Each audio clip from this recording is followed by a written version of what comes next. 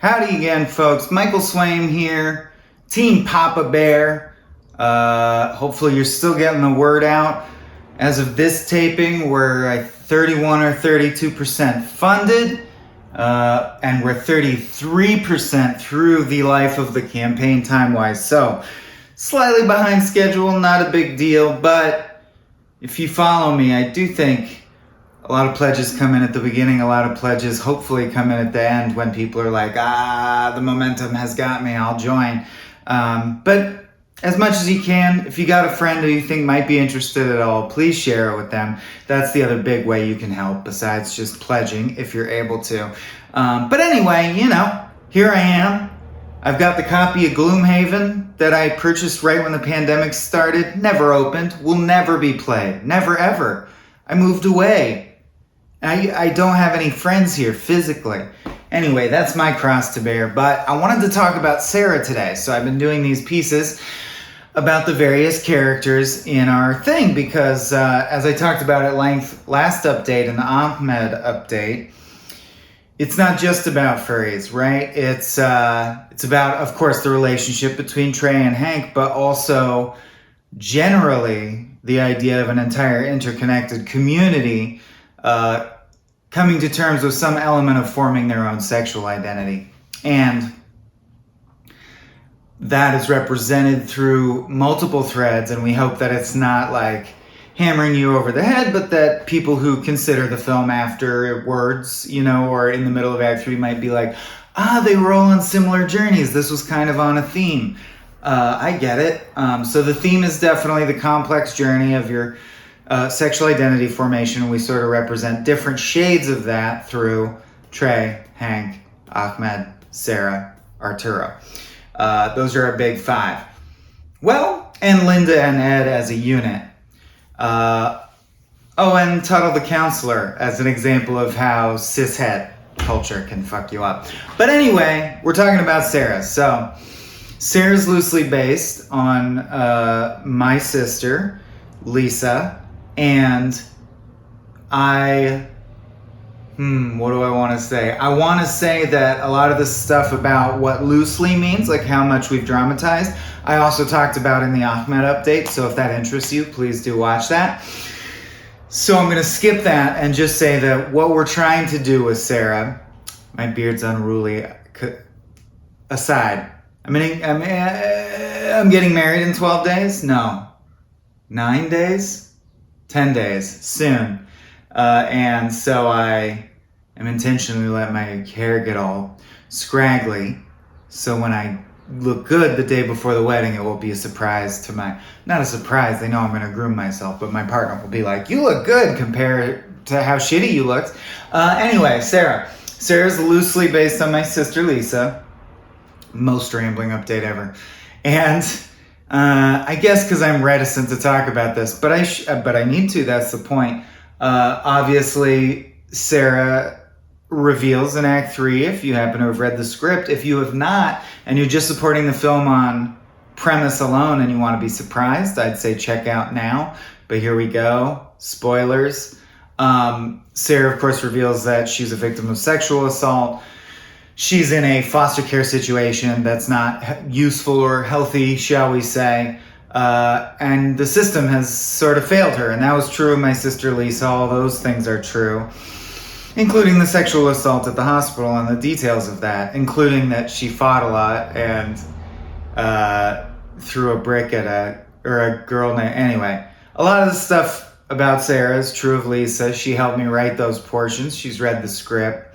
And she's okay with us representing it, obviously, or we wouldn't.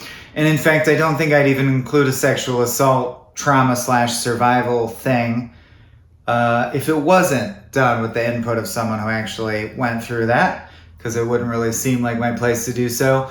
But thank you, Lisa, for bringing that perspective to it, because as she did in my real life, there's a dark side of sexuality, obviously. We talked about how we're pro-porn, but anti a lot of porn in the sense that it's exploitative or has poor working conditions. We're very anti the puritanical thing that America seems to be addicted to, But at the same time, absolutely. I mean, because of these dysfunctions in society and the fact that trauma makes us all navigate the universe in our own unique way, forming your sexual identity can have ups and downs, and it can be all along the spectrum of, it was fairly easy for me, or I hit puberty, and I realized very firmly that I'm biologically cishet and society's built all around me as the standard, so I'll be fine. And that's some people's experience, and that's sort of the experience that Trey is having before things get disrupted. But there's the flip side of that coin, right? There's people who have had nothing but bad luck is an understatement, but nothing but traumatic experiences relating to sex.